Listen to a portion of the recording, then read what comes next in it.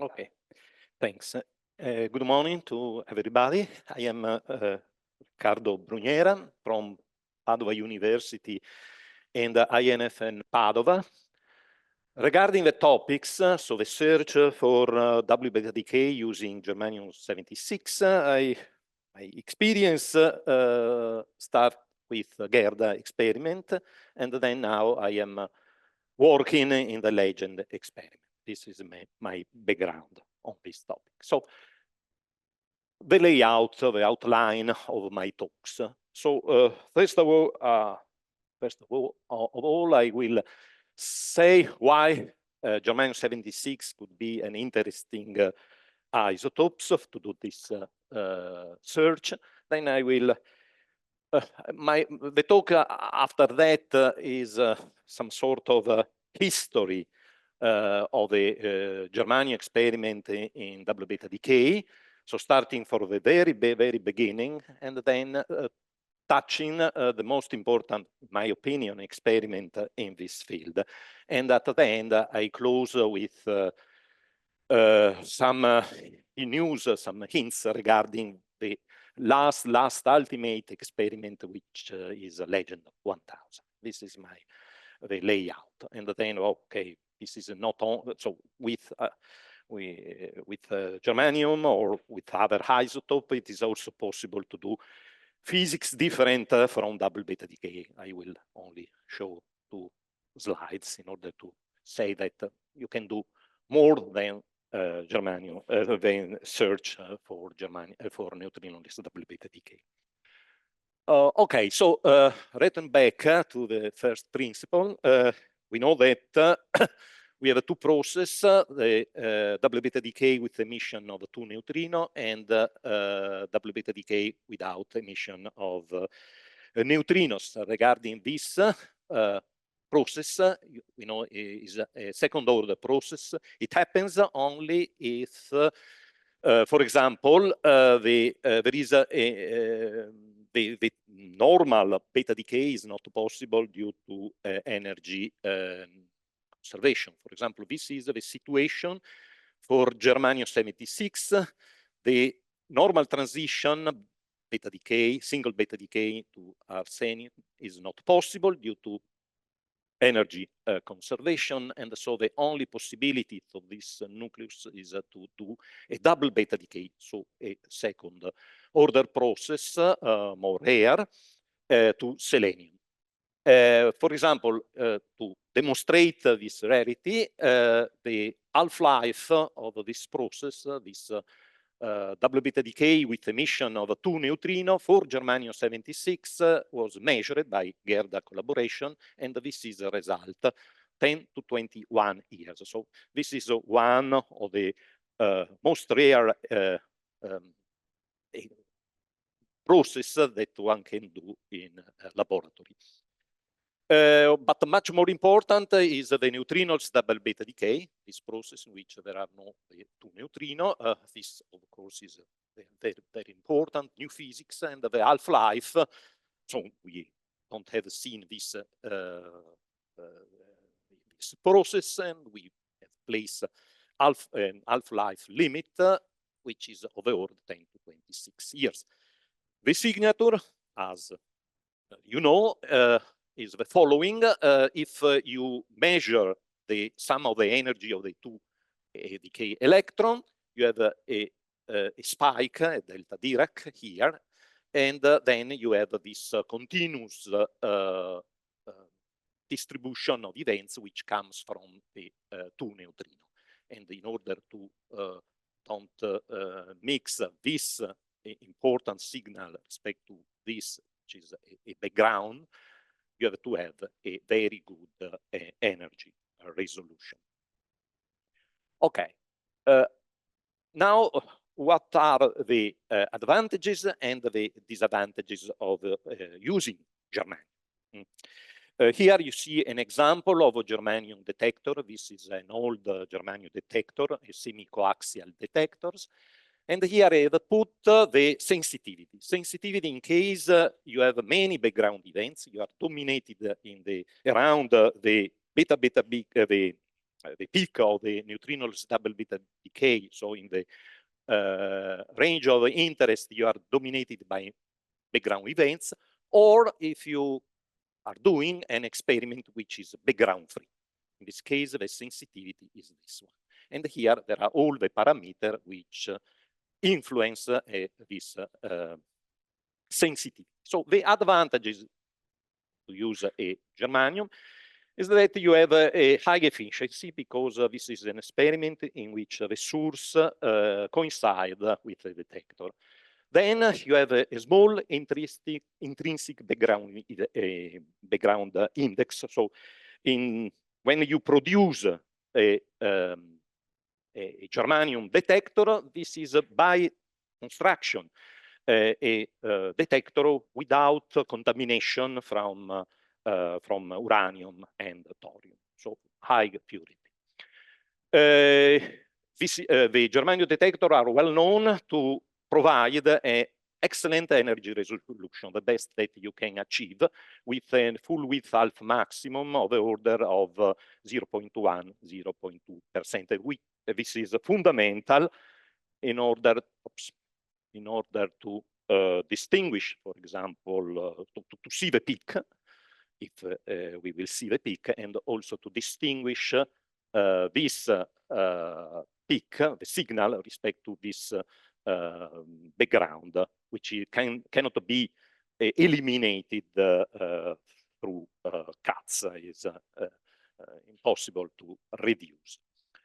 And then the other things, this is the germanium, the production of germanium is a well-established technology. We have a firm, we produce these detectors. But there are also various disadvantages, the first of which is the value of the Q beta beta, where there is the peak, is roughly 2039 keV. So it is below the thallium peak, which happens at 2600 keV. And so you are in the middle of the Compton continuum of this peak, and so it is difficult to reduce, a fight in order to reduce the background. Another disadvantage is the small f. So this what I have called the abundance of isotope in the germanium, natural germanium, which produce can induce this neutrino double beta decay and double beta decay in general. So the germanium 76, the abundance is roughly 8%, which is low. And so you have to do an enrichment process. And the enrichment process is a very cost process. All the experiments using germanium 76, the cost of this experiment are dominated by the enrichment process. By far is the most cost process. Then there are also limited firm which produce crystal, and this is a limitation, but this is common to other isotopes. Another point is that the G factor in the theoretical formula which gives to us the half-life, so the phase space factor, is small. And this means that in order to achieve a certain value, a certain effective Majoran mass, you have to reach a very high half-life, because you are not favored in the G phase space. Okay, that is the situation. For the value of a nuclear matrix element, the germanium 76 is at the same stage, or slightly better than other, but this is the G factor induced to have very high half-life, to reach very high half-life. Okay, said this, one words regarding the germanium detector, how they works. I suppose that many of you knows very well how the germanium detector works. Anyway, the germanium works as a biased PN junction. You use putting a reverse bias in order to deplete the region, to have a large deplete region in the active region of the detector. And a germanium detector looks like in this manner. You have a p-type region, for example, and then around you have the n-type, the n plus the anode made of lithium. And then you have the P plus contact, which is the cathode, and you put a high voltage between the cathode and the anode, and from the cathode you collect the induced charge and current. In order to have a high depletion region, you have to have high voltage, but the high voltage cannot go to up to certain level in order to don't have discharge and break, destroy the detector. And so in order to have a high depletion voltage, which follow this formula roughly, this is the thickness of this depletion region, you have to have a high purity germanium, so to have a low impurity level. So you have to decrease this N. So for that reason, you have to go to high purity germanium detector. So the level of impurity has to be very, very, very low. Another big advantage using a germanium detector is that the electron-hole pair, in order to produce electron-hole pair at the nitrogen temperature, you have a necessity of very few electron volts. Sorry. And for that reason, you can reach a high energy, an excellent energy resolution. Here I have put the cobalt spectrum with the two nickel decay at 1.17 mega electron volt, 1.33 mega electron volt, and this is the result using a germanium detector, and this is using a iodine nitrogen, iodine. A solid sodium iodine sodium scintillator, and you see how they differ, what is the performances in energy resolution, what the difference, the big difference. You have, in order to maintain the conduction band free from electron, you have to work this detector at low temperature in this range, the liquid or argon or liquid nitrogen temperature. Okay, the history. The germanium experiment, there is a long history regarding germanium experiment. They started in the middle of 60s years of the last century, and then continues up to now. And you see here in this cartoon, as a function of here, how evolved the background index expressing counts per keV per kilogram per year in this axis, and the other is the half-life, the lower limit in the half-life. And you see that the half-life increase from 10 to 20 years up to now we are at 10 to 26 years, so roughly 6 order of magnitude. And the background index was decreased from 1 kilo counts per keV per kilogram year to 10 to minus 4, so roughly 3 or 6 or 7 order of magnitude. So now there are many experiments, as you can see in this plot. I will only discuss some of them. In the past, I will say something regarding the first experiment, which is called Milano experiment, and then the Heidelberg-Moscow experiment. And for the recent past, the two experiments, Gerda and Majorana, focusing mainly on Gerda, which is and the importance, relevance of Gerda, you will see seeing the future.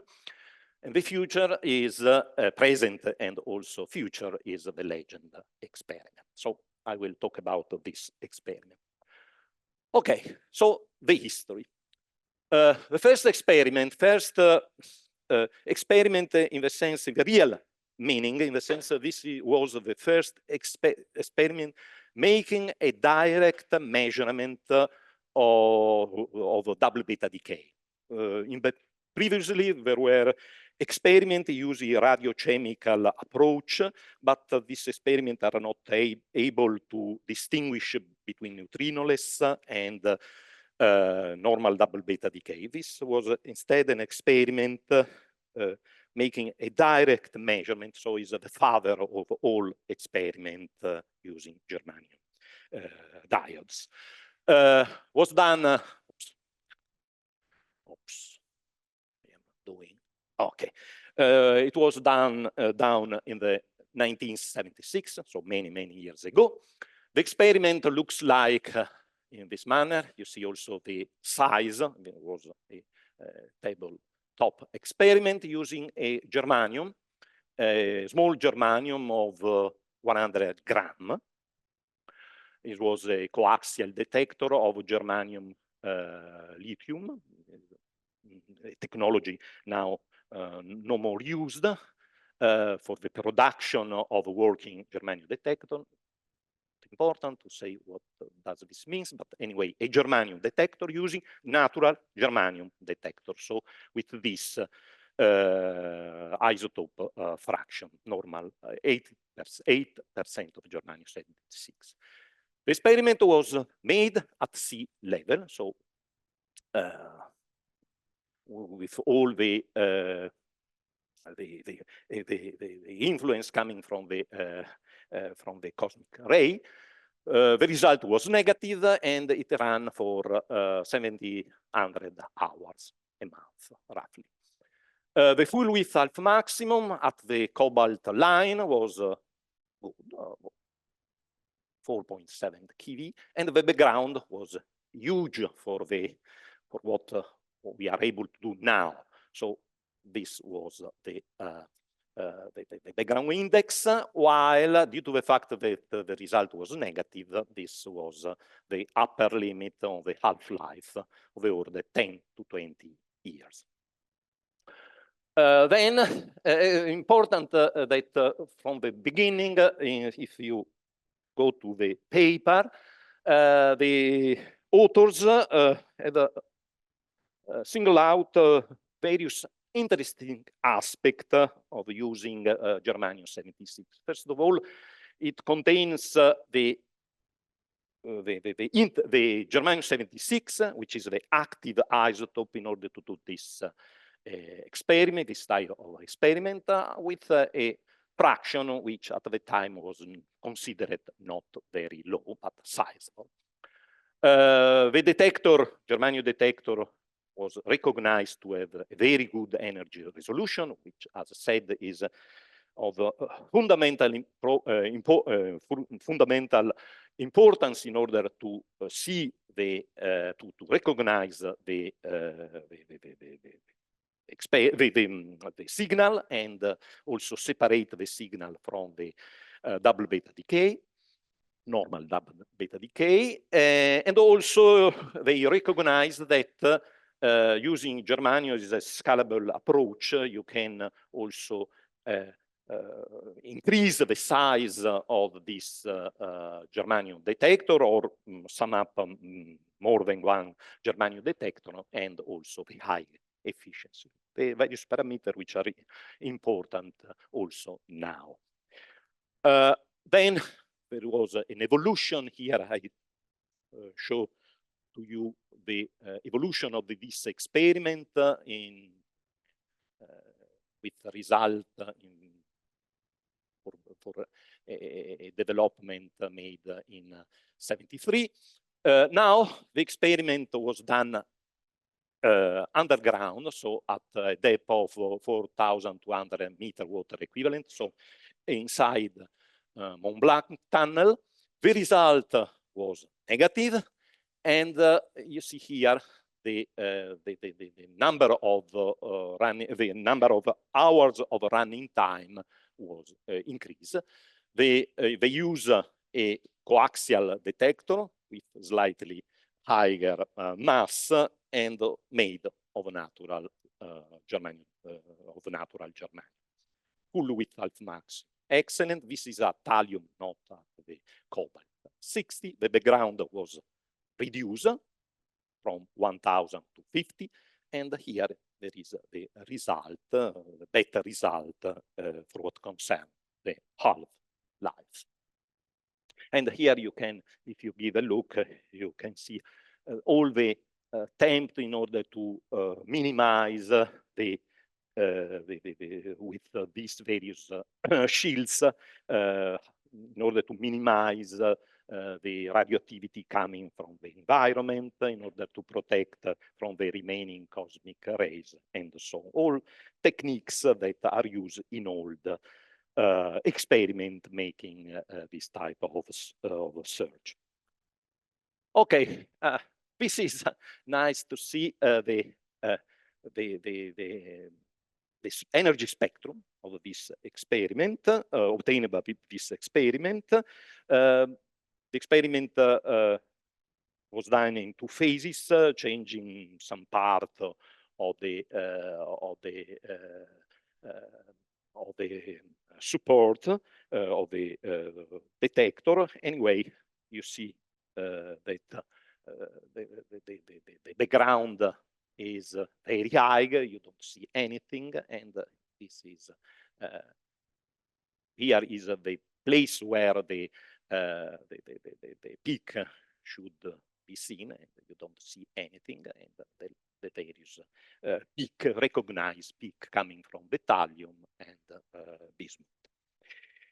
Okay, so now remaining in the history, here I will focus on this experiment, the Heidelberg-Moscow experiment, which was a very, very important experiment made at the Gran Sasso laboratory.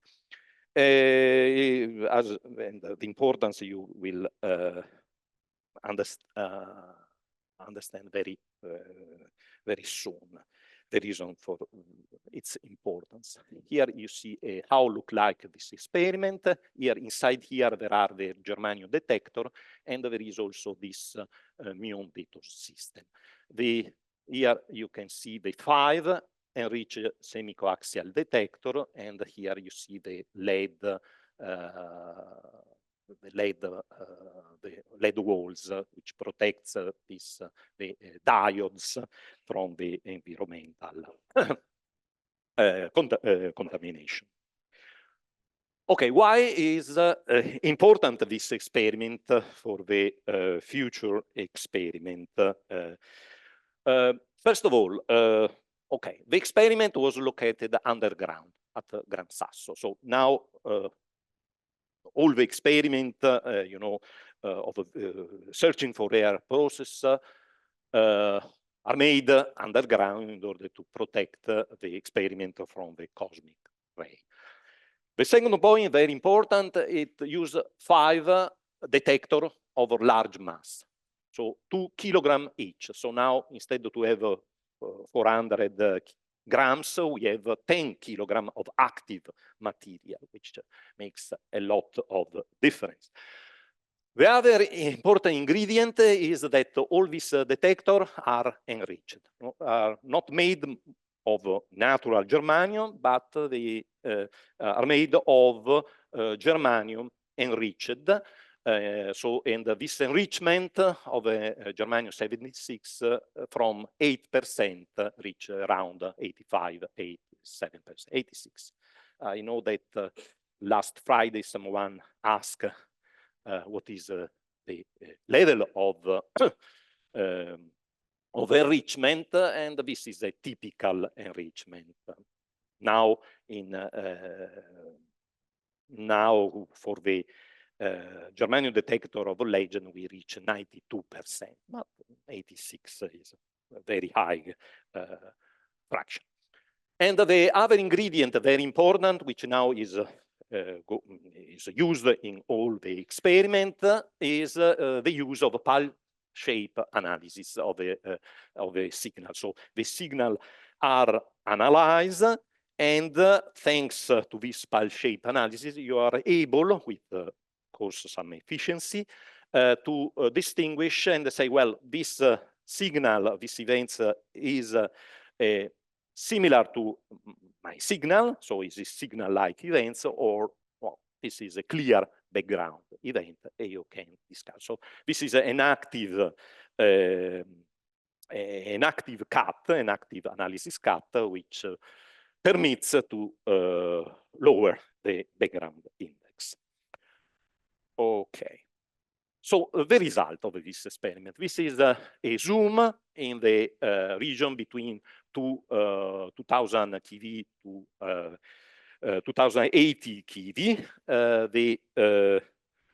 The signal should stay here. The gray histogram is the data collected using only normal cut, which means that you collect, you analyze good events without disturbance, electrical, or without noise, without any active cut. Okay. And without pulse-shaped discrimination. In order to obtain this histogram, the experiment collected data for 10 years. So no more 1 month, no more 3 months, but 10 years. So this is an experiment which ran for many, many years in a stable condition, which is another important ingredient in order to reach very high half-life. And the exposure, which means the product of the mass times the time, years, was of 50, around 50 kilogram per year. The background index was 0.2 counts per kilogram per year. As you can see, no signal is seen. All this fluctuation of the histogram comes from normal background events, normal physics, saying. And the half-life was of order 10 to 25 years, 90% confidence level. So for order of magnitude better than the Milano experiment that I have described before. Now, as I said, this experiment apply pulse-shape discrimination. So this active cut on the data in order to distinguish signal-like from background-like events. And of course, to do this, they use a smaller exposure because in order this pulse-shape analysis can't come from free. You have to have the correct, powerful electronics in order to make this type of analysis. So they upgrade the electronics, and so they lose part of the statistics. Anyway, thanks to this pulse-shape discrimination, the histogram is this in black. So with a sizable reduction of the background. The background index now is 0.06 counts per kilogram per year, and this is the half-life, which is better than before. So this is the result obtained from this experiment. Now, what happened? What happened is that the experiment, so here the experiment collect data up to 2000, but part of the experiment continued to take data up to May 2003, and the total exposure reached 72 kilogram per year. And this is the sum of all the statistics of 72 kilogram per year. And you see that if the continuous line is the fit with a known peak, and you see the data, the background, the continuous background is linearly decreasing, and then there are the peak, gamma peak. All these are known gamma peak, so normal physics, but you see that there is a very pronounced peak at the right, or roughly right position to the Q beta beta. So this collaboration now reduced in dimension because only the Heidelberg group remain of the Moscow group, claim to have seen the signal with an energy of 2038 keV, and with this intensity, the number of events, the signal events. So the collaboration claims a statistical significance of a result of 4 sigma. So now we can say, well, they have they see the signal is not a discovery because it's not 5 sigma. But anyway, there is evidence for them of this of a signal. And this plot is done without pulse-shape discrimination. Okay. Then applying the pulse-shape discrimination, the situation is this one. They applied a neural net pulse-shape discrimination, and the peak remains more or less slightly changing the energy, but they say, well, this is due to ballistic effect. Ballistic effect means that you are not able to collect all the energy, all the charges. Some charges remain inside some trap inside the detector, and so you have this little shift. But anyway, they claim that this is another demonstration that the peak for them is real, because when you distinguish between signal-like events and background events, you see the reduction of the background peak, and you see your signal peak there, which remains. Okay. So the result, summarizing what I am saying, is that part of this collaboration claim to have seen the signal with 4 sigma confidence level with this parameter, so 72 kilogram year of exposure, and a background index around Q beta beta of this size. And the half-life, its best value, is this one. These are only statistical uncertainty without systematic uncertainty. Okay. Okay, this was the situation in 2004. But what the community, the scientific community, has to be done. So this claim must be experimentally checked. There are no other possibility.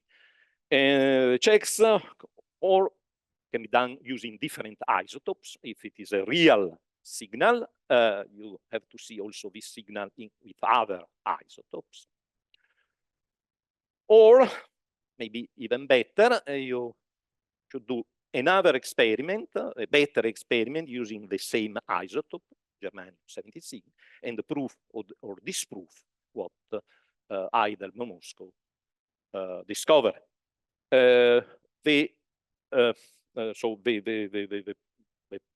Using the same isotope has two important points.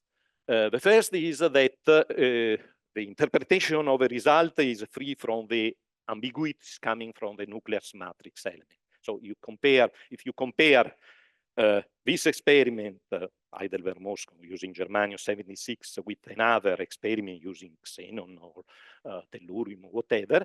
In the middle, there are the nuclear matrix element, which you know better than me, that are highly, there are high uncertainty. And then there is another problem that maybe this is not double beta decay, is another process, an unknown process.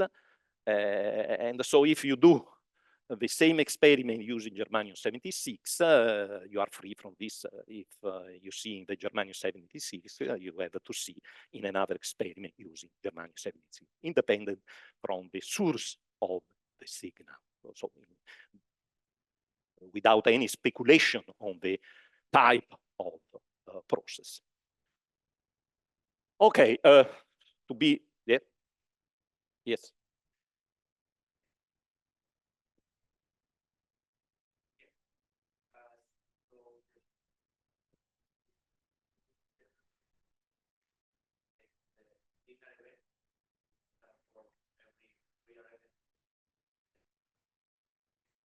No, they analyze the signal, each signal coming from this detector, and they apply neural network on the shape of these signals.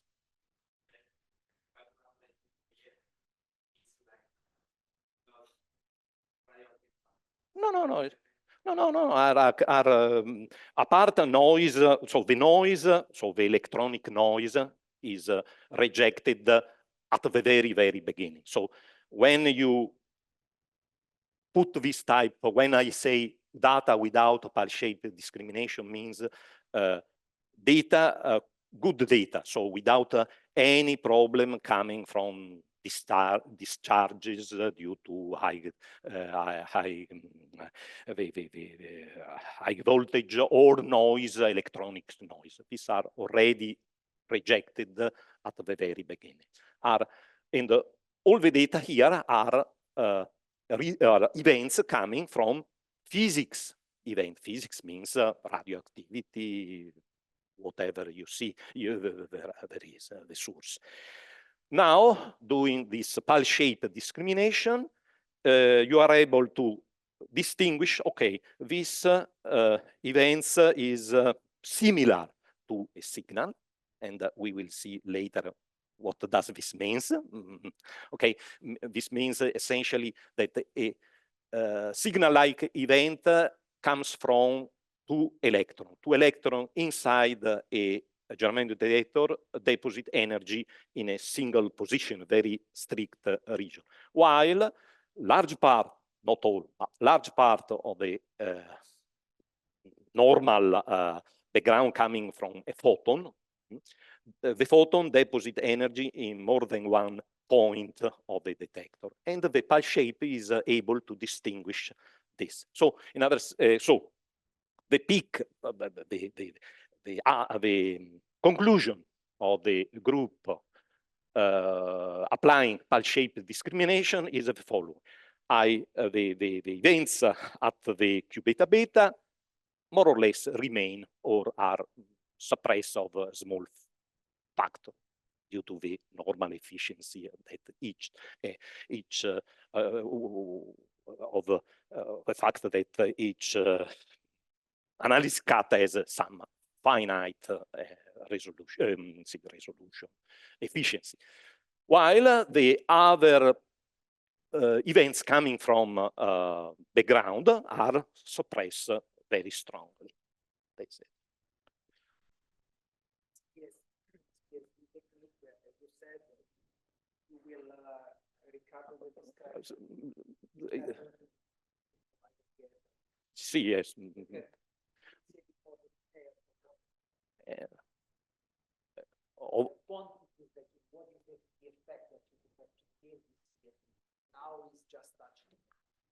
But the important is that in order to have very low background, you have to use some active cut shape, for example. There are no possibilities. You can't rely only on the fact that you have built your experiment with very pure material. With this, you reach some level of background, but if you want to go beyond, and you have to use other technique, active technique.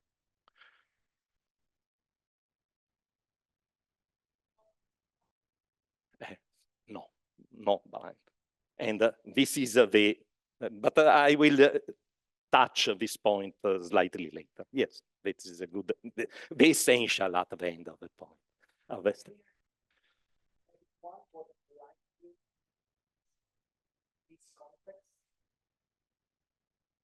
not clear. You know, is it the first time that someone is hearing the word blinding in this context, in the context of the particle physics experiment with something unknown?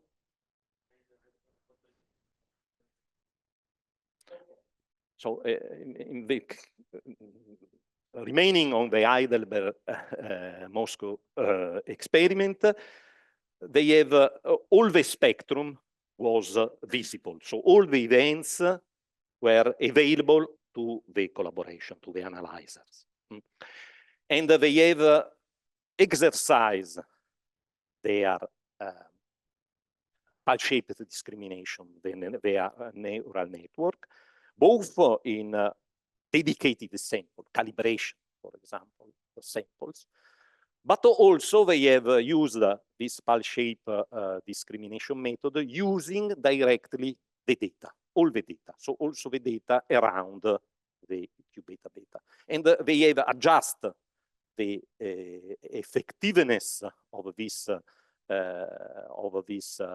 pulse-shape discrimination using the data that then they have used for the final analysis. So this means that they have adjusted the level of cuts of what they want to obtain using the same data that you want to analyze.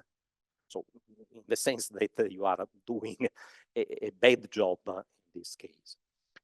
This is more or less what they have done. Okay, so this I have done. So later, so 2 years later, a small group of this experiment, they claim to have improved and made a more aggressive pulse-shaped discrimination. They have done even more. Now they claim this is the result that you can see here, one of their results. They have reached called a significance of 6 level. So they have really discovered with high statistical power. They proved this discovery. The background index was this, signal yield this one with this uncertainty, and the best the half-life best value was this one. With this are statistical error without any systematic uncertainty. This result, and if you read this paper, you realize very soon that there are many problems. First of all, you see that the fit error, this one, is too small. Is at least a factor too. It should be at least a factor too large. So there are some problem in the fitting, and which gives to the experiment this uncertainty. There is also a big problem in the definition of significance in this experiment, because it is defined as the ratio between the number of events divided by this uncertainty, which is not the significance you have to prove respect to the background, not to the to how large or strict is your signal. And then, last but not least, in the conversion from the number of events to the half-life, if you do really the calculation, you obtain exactly what they have obtained, but they have obtained this result quoting 100% the efficiency of a pulse-shaped discrimination, which is not possible at all. In fact, in previous, so it's unrealistic to have a pile shape or whatever analysis cut with 100% efficiency. In fact, in a previous paper, their pile shape discrimination efficiency was quoted at 62%. Okay, so these are not a real result in some sense. Okay, so turning back to the how the strategy. So the strategy is you have to build now a high sensitive experiment. This is important in order to so which means in order to prove the result, you have a necessity of a large mass and a very small background. The Heidelberg Mosca, when they analyze the source of their background, they have realized that this comes from the external material to the detector. So from the environment, from containment, support, shielding material, or detector surface contamination. And okay, apart from that, they reach this type of background level. So now you have to build a new experiment, much more powerful. And the first and one ingredient important is to reach much lower background index, 2 or 3 orders of magnitude better. So now there were 2 philosophies at this point. The so-called Gerda philosophy and the Majorana demonstrator philosophy. Gerda philosophy was the following. You suspend the germanium crystal bare without any material or minimizing the material around the germanium crystal in liquid argon. Liquid argon is used as a passive medium in order to kill all the gamma coming from the environment. And also liquid argon is at low temperature, is good in order to maintain at low temperature the germanium detector. And then you have to apply some reduction techniques, active reduction technique. Majorana demonstrator use a more conservative approach. They boost the purity of the material. They use the copper very, very, very clean because it is electroformed underground, so with very, very low contamination in terms of uranium and thorium. So a more conservative approach, similar to Heidelberg Mosca, but with very, very, very clean material.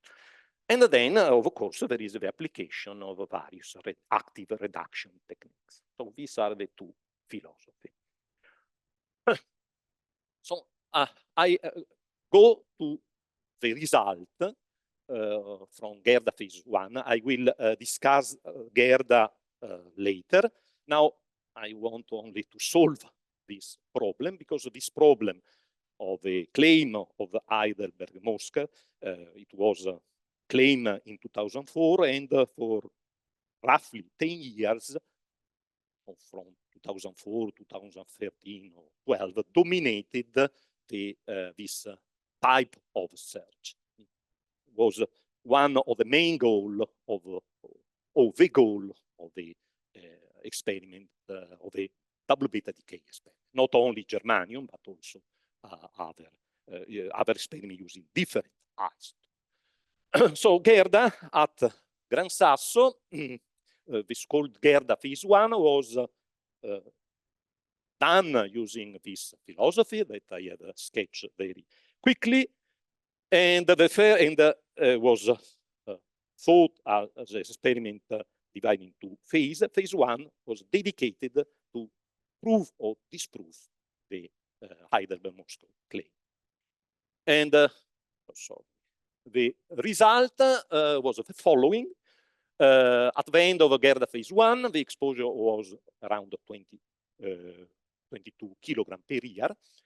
And as said before, they use a different statistical or analysis approach. So they use a strict blind analysis. In our practical manner, they exclude to all the collaborators a region around the Q beta beta. So all the events falling inside a, don't remember exactly, but plus or minus 25 keV around the Q beta beta, all the events falling there are excluded from the beginning, so no one is able to see these events. Okay, this helps because you don't bias your analysis cut using the data that are important for your final result.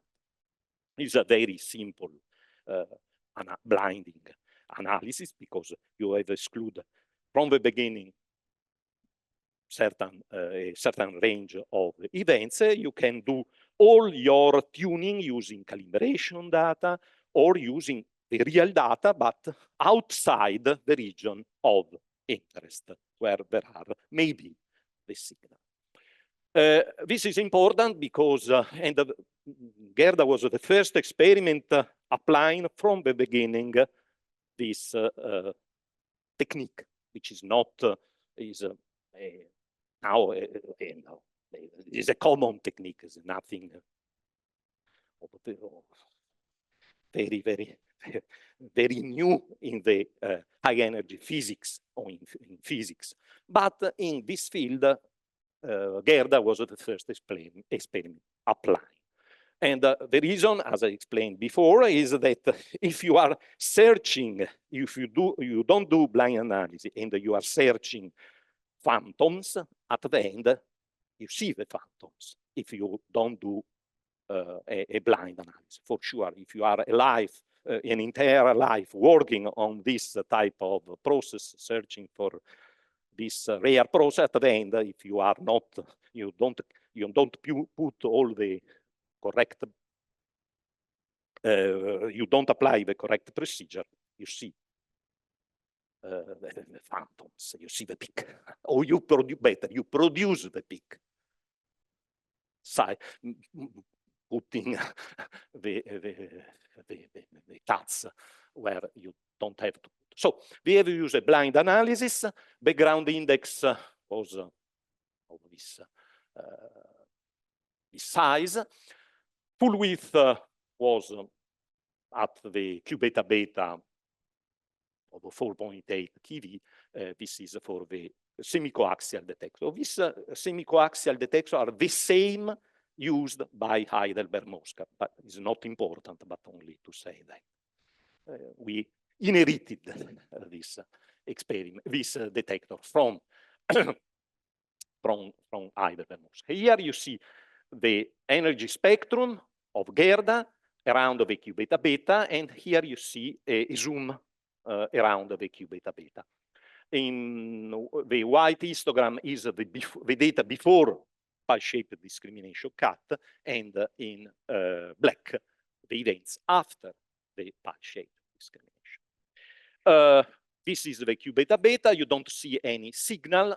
So both using a frequentist approach or the Bayesian approach, the best fit, say, there are no events, no signal events. And so you have to go to put an upper limit, and the upper limit for the two approach was this. The sensitivity, the median sensitivity of the experiment was this. So the sensitivity is obtained applying Monte Carlo simulation on your detector, using Monte Carlo simulation of your detector, and see if the background is able to simulate your fluctuation of your background is able to simulate a peak at the Q beta beta.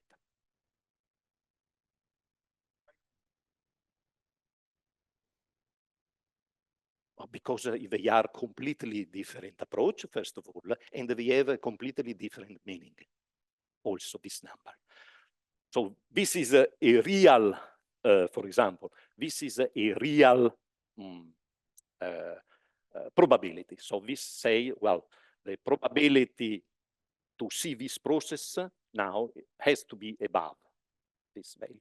This say a completely different. It say, well, if you repeat the experiment, this similar experiment, all the experiment, 90% of experiment will obtain a half-life greater than.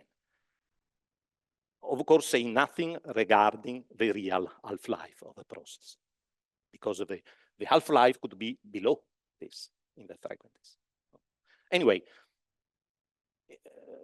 in order to satisfy the fact that between the scientific community there are there are two religions, one frequentist and the other Bayesian. If you believe in Bayesian, okay. If you are frequent, it depends in order to have all the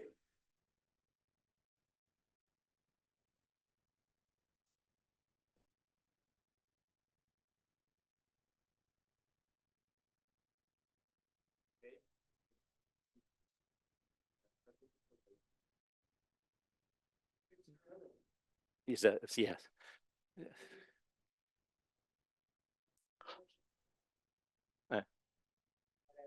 saying out of the two churches here, which one are you going to? In this, so if you ask me, I am in favor of a Bayesian approach, but this is only my.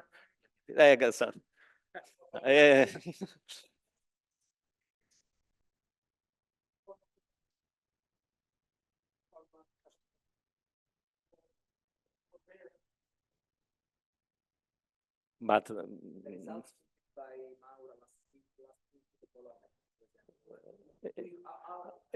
of your own religion, but which one? I think they are using a Bayesian approach. At the end, they are using a Bayesian.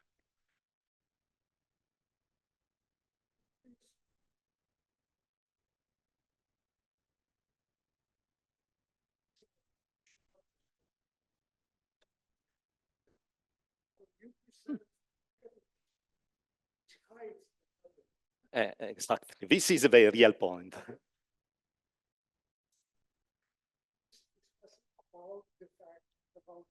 nothing. But one says one thing, the other says slightly different. So the question is very like this. If you compare, so you don't compare them. You compare experiments based on just one technique out of the two. If you want to say which one is attains a better limit, has a better sensitivity, then you have to choose one church. Yeah. You should compare always apple with apple. Exactly. you have apple and pear, and one where the core was a no. Then you have the bolometer more sensitive. You should not get into the real detail. So look at the numbers. The numbers are not. What this thing is telling you a few times 10 to 5, which means not 20 to 36. Last challenge is because we make a number which working more than it is important. Keep your ears. Anyway, what Maura.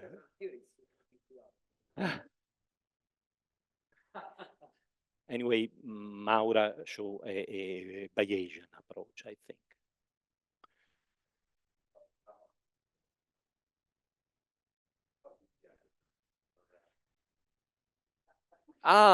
So Heidelberg group means only one person, Klapdor, who was the chair of this, the boss of this experiment from the very beginning to the very end. So they was disappointed by this result, saying that this result doesn't disprove their result. This was the first reaction. It was also written in the CERN courier. He sent a mail to this to the CERN courier, and we also answered to him to this. Okay. This is our result. This was the result of Gerda, phase 1. Okay, so now what, in order to answer the question with numbers, not with chatting, okay, or with impression, this is the comparison of Gerda result with the claim. A claim only 2004, not 2006, because 2006 for us is a garbage, okay? Is really garbage, okay? So we from the beginning, we have said before the data that we don't want to compare our future result with the claim of the paper 2006, because we don't recognize a scientific level of this paper. So only to the 2004, which is a paper with a result. So the 2004 means that you have a signal at this level, which means that we should see around 6 events, these signal events, with the background of this level, okay? Background events. And what we have observed were 3 events and 0 in plus or minus signal around the Q beta beta. This is the.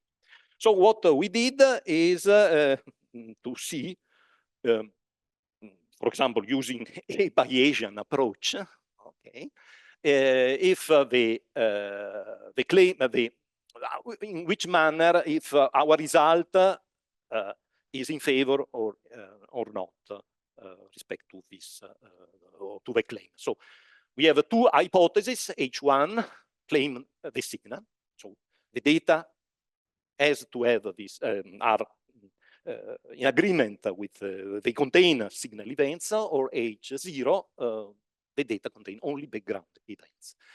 And to compare and to distinguish these 2 hypotheses, we have used a bias factor, which is the ratio between the probability to have the first hypothesis respect to the null hypothesis, the background hypothesis. And we obtain this result, 0.025. What does this mean? Usually using the prescription, some prescription here, of course, is a matter of taste, but the Jeffreys condition say, well, if the bias factor is below 1, the H1 hypothesis is disproved, is not true. If this bias factor is above 100, well, you have a signal. In the between 1 and 100, you can say much. So your data is not able to distinguish between the 2, are not so powerful to distinguish. Here is also put the p-value from likelihood ratio. So this is from the Bayesian point of the technique, 0.01. So the claim is rejected with high probability. The signal should be this one if you believe on this claim. Okay, the red one. And instead the blue is 90%. How looks a 90% confidence level from the background only hypothesis. So we have also combined all the germanium-76 experiment, so the Heidelberg-Moscow before the application of the pulse shape, where there are no claim, and another experiment, IJEX, which was an important, similar experiment to Heidelberg-Moscow, but due to the time constraint, I have not said, but here you can see the relative paper, and combining everything, the half-life increase and reach 3 times to 25 years. Another time using the bias factor, you see that there is an increase, further increase on the rejection. So the claim is strongly disfavored. The comparison is independent from nuclear matrix element because we are using the same isotope, and also from the physical process generating this the peak. So whatever is the underlying process which produces this peak, we don't see this peak. Okay, and then I conclude that not only Gerda produced a result, but there was a result from other two experiments, Xenon experiment, EXO 200 in USA and Kamlan-Zen in Japan. And in the respective paper, they say, well, we don't see any signal. Here you see this bias factor for Gerda alone, for me putting together all the Gerda plus the previous germanium 76, and here you see the bias factor. Both results are model independent, and here you see the result from Kamlan-Zen and EXO 200. Also, their result, their data disfavor, not at the same level, but disfavor the Gerda. And here is the combination of the Kamlan-Zen, EXO, and Gerda. This one. Of course, here you have to use some nuclear matrix element in order to combine germanium with xenon, and to obtain this, it was used the more conservative ratio, the ratio which is not given out, the worse nuclear matrix element in order to be conservative. And in this plot, you see the situation. This is the half-life for germanium 76 and for xenon 136. These bands are the theoretical prediction. So the nuclear, if you put the theory, you use the theory, the various nuclear matrix elements, how they evolve for xenon and half-life. The claim is at this level, coming from germanium. Gerda phase 1 is this, and all the experiments using xenon are this dashed line, and here are the result from the xenon experiment. A xenon combined is this, and you see that the two type of experiment, germanium and xenon, exclude this claim. So this we don't see. There are no this peak. They come only because, I repeat, they have not done a blind analysis, and they have seen factor. So they have done some mistake in their analysis. Where is difficult to say. Certainly, the other data doesn't confirm the signal. So the signal was not seen, is not there. There was never a plan to redo the Heidelberg analysis. Yes,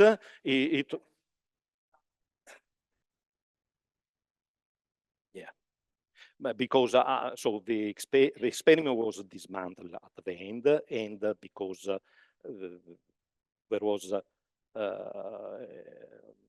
the detector were used in order to make other type of test to improve, to do the new experiment, which was called at the time Genius experiment, and then Genius was closed, and then all the detectors were inherited by the Gerda guys.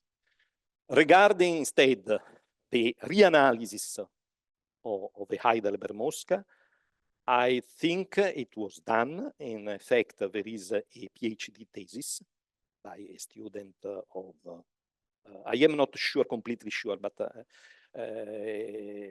a student of Heidelberg, and doing a reanalysis or an analysis, because it is at the same year, and for example, enlarging the window, the energy window, the significance go down dramatically. So instead to have a 4 sigma, it becomes 1 sigma. So in effect, but if, as you know, reanalyzing data is a matter of taste, is not a conclusion. Okay. So I can continue with Gerda if you say that. Yeah. So this was the situation. I have already spoke a lot of Gerda, and now I explain what is Gerda, how it looks like. Okay. Okay.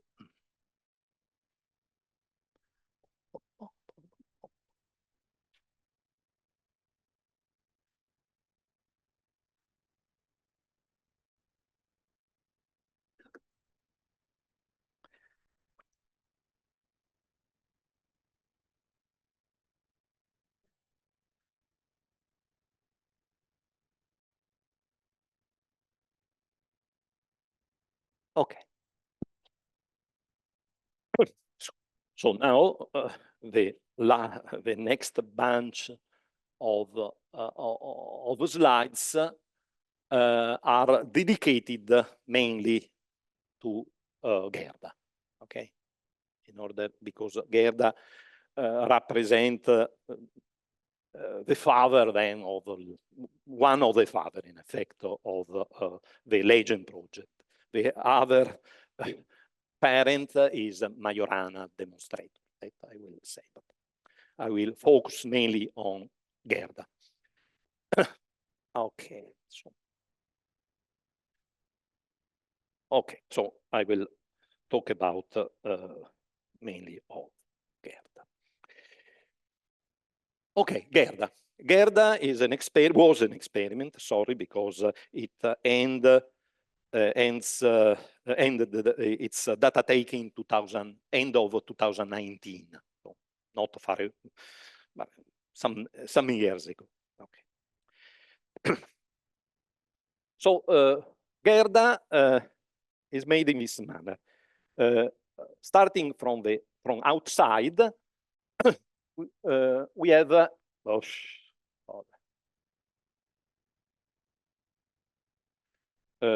a huge tank filled with ultra pure water, 600 cubic meter of ultra pure water, this one in blue. And inside this ultra pure water, there are photomultipliers. So the water is an excellent and cheap material in order to screen the experiment from the environmental radioactivity, from the radioactivity of a cavern in which Gerda is hosted, and also is a wonderful mean in order to suppress neutron coming from the rocks. But also when protect the experiment also from the remaining cosmic ray. So the cosmic ray, the flux of cosmic ray at the depth of the Gran Sasso is a reduce of 1 millionth of time. But anyway, there are some remaining muons, which can produce background event. The photomultiplier see the Cherenkov light due to the interaction of the remaining muons in the water, and so it is able to tag these remaining muons and so discard from the data the signal induced by this remaining cosmic ray. Inside this ultra pure water, there is a large cryostat filled with liquid argon. 64 cubic meter of liquid argon. The liquid argon is used as a coolant for the detector, germanium detector, and also as shielding. Shielding against the remaining background, but also against the photon coming from the stainless steel of the cryostat. You have selected the stainless steel of the cryostat, but anyway, there is some remaining radioactivity inside the stainless steel, and you are mainly concerned for the thallium, which is contained in this thallium-208, which produces a photon of 2.6 megaelectron volt, which is a lot. Okay. Then on the top of this ultra pure and cryostat, there is a clean room in order to make all the operation in a safety condition. And then there is a system called the lock system, this tube here, in order to deploy and take out the detectors from the cryostat in a safe condition. And on top of a clean room, there are also plastic panel or plastic scintillator panels in order to protect the detector for cosmic ray coming in this perpendicular matter. Okay, inside, in the middle of this cryostat, there is the liquid argon veto instrumentation, made of photomultiplier on top, and on the bottom are low activity photomultiplier. And then here around the detector, there are fibers, wavelength shifting fibers, read out by psi-PM. So this photomultiplier and this fiber read out by psi-PM are the so-called liquid argon veto instrumentation. So are an instrumentation which reads the scintillation light coming from the liquid argon. Liquid argon is a powerful, is a good scintillator.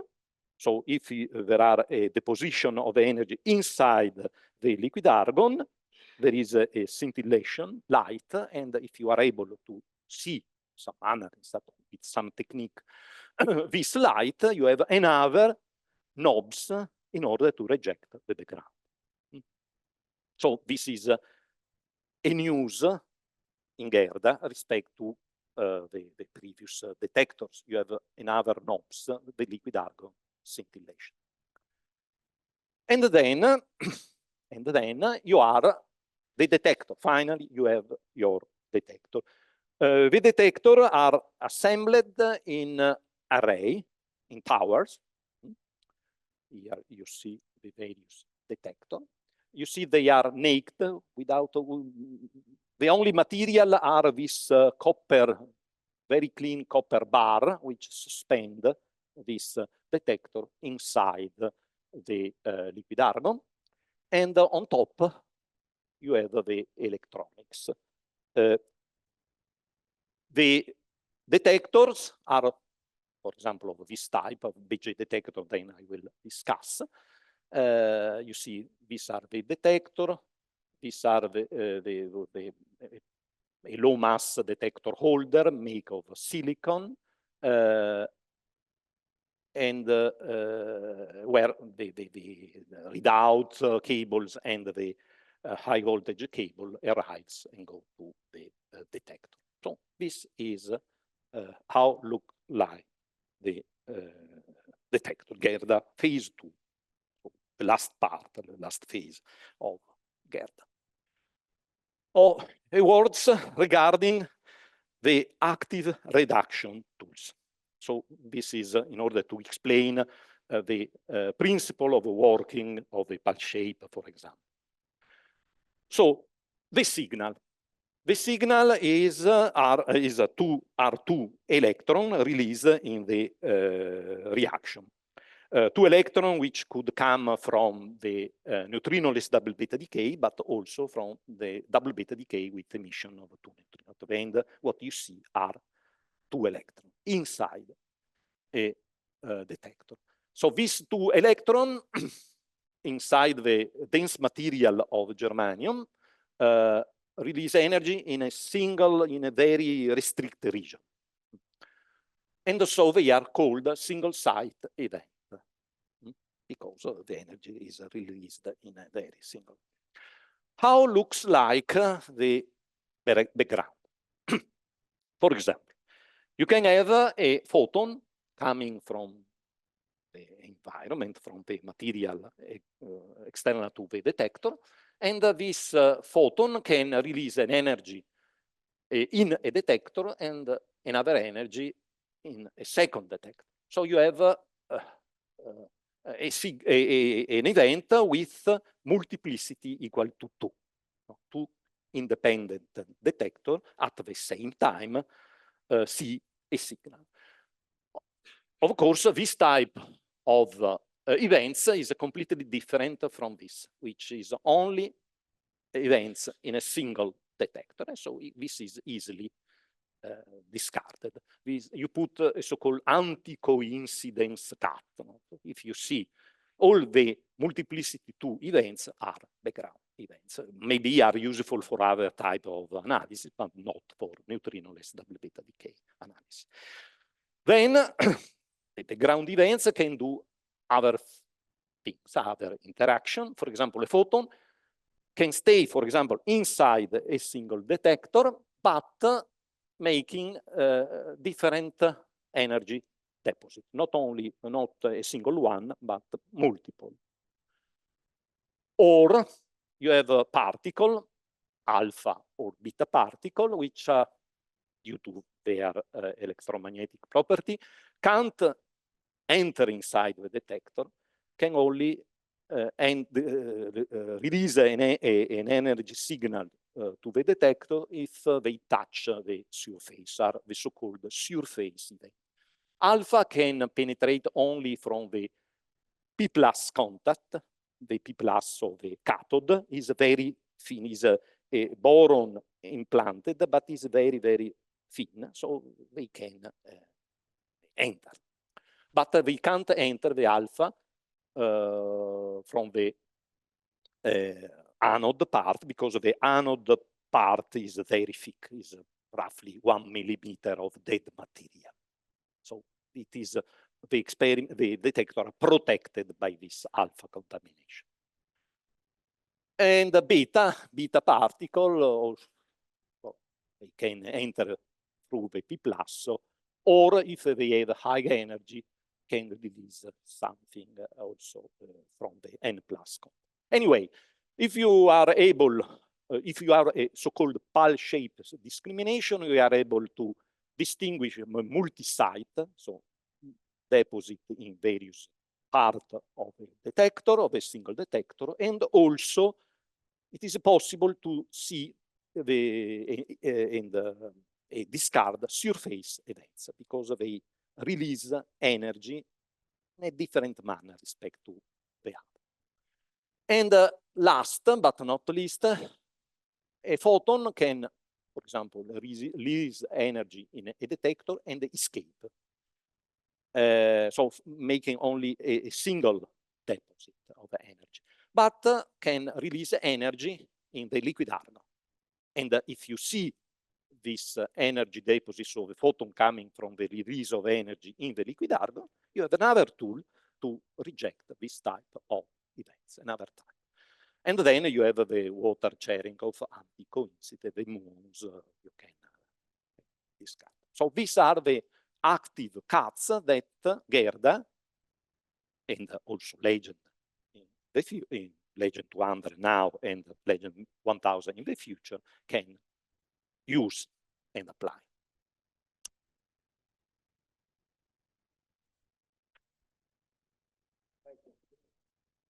Hmm?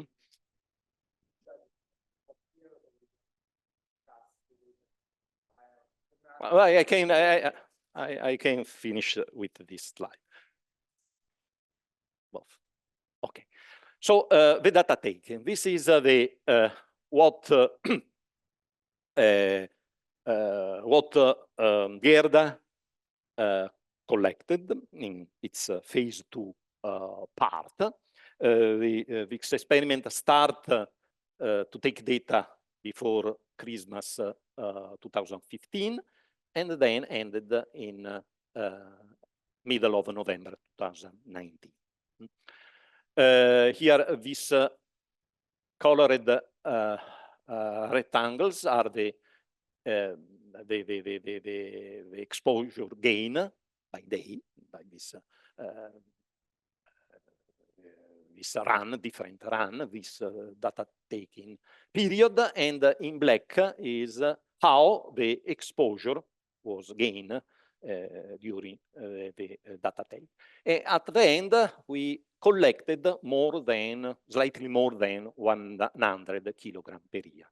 So we collect slightly more than Heidelberg Moscow. But not in 13 years, but in only 3 years, slightly more than 3 years, due to the larger mass, of course, not because we are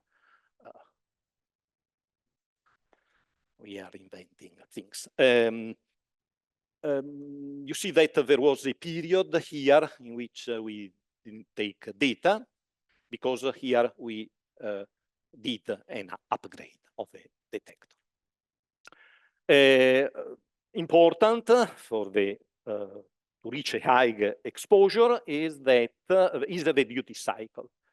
So the percentage of good data respect to the time, the duty cycle was also put in this upgrade. It was around 88%, and excluding this upgrade period, the duty cycle is above 90%.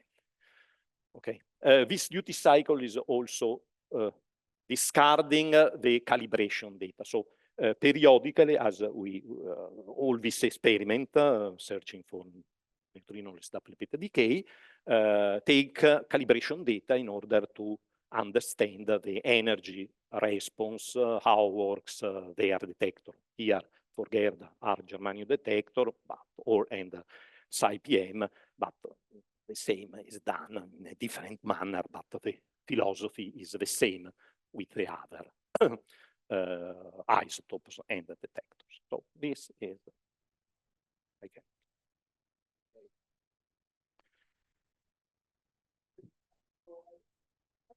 Questions on this first part? Riccardo? Can you go back to the Gerda? Why geometry? Well, this is yeah, but I can. So the detector used in Gerda have this type. There are these are the old detector, coaxial detector. So all this surface is the N+ contact, and this is a hole, which is the P+ contact. Okay. Then there are these two type broad energy germanium detector, which is certainly a small cylinder, and the P+ contact is this one, or we have this geometry which is similar to this coaxial, semi-coaxial detector. There is this hole, but now the P+ contact is made in the other direction. So these are the geometry. The geometry are the geometry is chosen in order to what you want to do. Are a function of the aim that you want to reach. So if you want to reach a a huge mass, a large mass. Large mass means for us a mass above 2 kilograms of germanium. You have to use this geometry, coaxial geometry. Instead of with this geometry, you can only reach a mass of 600 grams, half a kilogram. This is for the mass. If you want to reach a higher resolution, high energy resolution, and a powerful pile-shaped discrimination, so discriminate between for us single site event respect to pile-shape to multi-site event, you have to use a P+ contact very small. So you are compelled or to use this geometry or to use this geometry. I repeat that you don't see. The P+ contact, so the cathode of this detector is similar to this, but in the bottom part that you don't see. And the fact that it is so better energy resolution is due to the fact that these two types of germanium have a small capacitance, which comes from the fact that the P+ contact is small. Low capacitance means low noise, and low noise means high energy resolution. Because in the energy resolution, you have the convolution of what a germanium detector can do, the fun factor, so without any contribution from the noise, and then you have a contribution coming from the noise. Higher is the contribution of the noise, lower is the energy resolution. So low capacitance means the possibility to have low noise and so higher energy resolution. Higher than, I mean, respect to the coaxial detector, which have a higher surface P+ contact, which is a higher capacity. And then, for what concern the pile-shaped discrimination, here you have inside the body of your germanium detector, you have to have an electric field configuration which permit to you to distinguish between single site deposit respect to multi-site events. And the fields, the internal electric fields come from two sources. The external fields, so the geometrical configuration of your cathode and anode, plus the profile of your impurity. So this germanium detector are high energy, high purity germanium detector with a very low impurity concentration, but they are charged particle, and so you have to study in order to build a detector with capability of pile-shape discrimination with a precise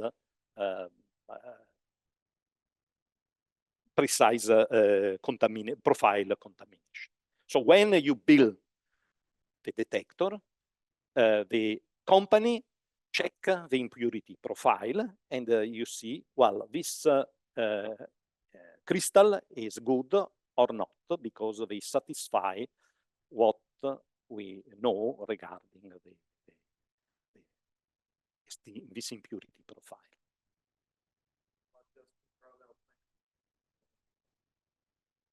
We are not parallel.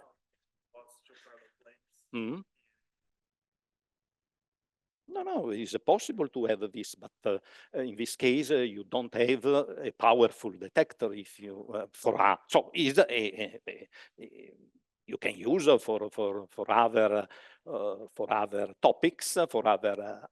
But for our aims, these are detector design in order to